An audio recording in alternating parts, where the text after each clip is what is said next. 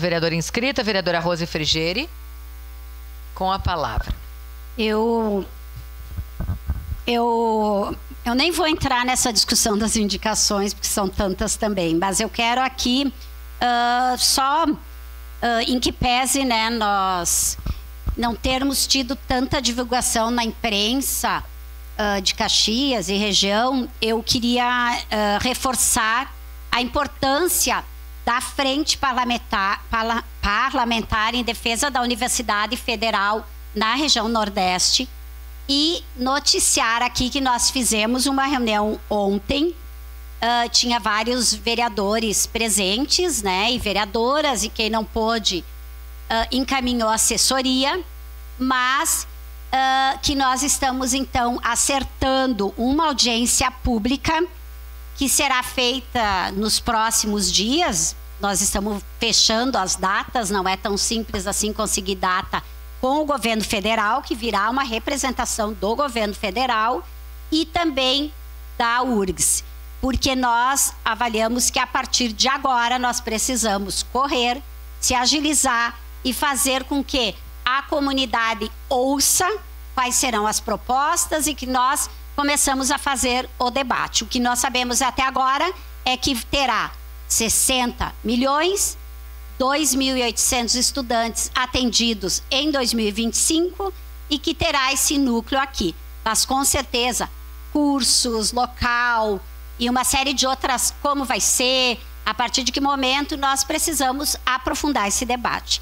E nós queremos, enquanto frente parlamentar, fazer com que a comunidade entenda esse processo, que o governo federal e a URGS venha conversar sobre isso conosco e que, ao mesmo tempo, envolva e participe, faça esse debate no coletivo. Uma parte, vereadora.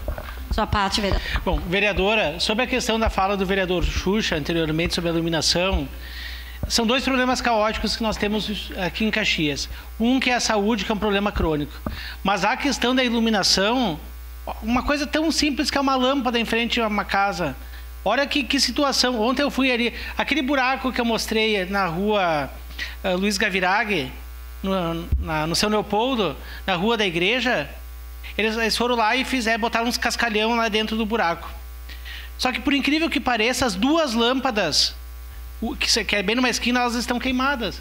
Então as pessoas não conseguem ver que lá tem um conserto.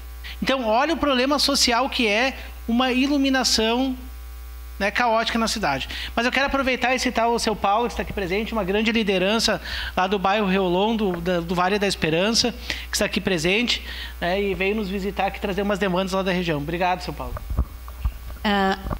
Vereador, em relação só à questão da iluminação, né? Eu tô com uma demanda foi ainda, acho que de novembro, outubro do ano passado, que é a respeito de uma lâmpada ali na Guia Lopes, perto para cá do clube, do estádio do Juventude ali.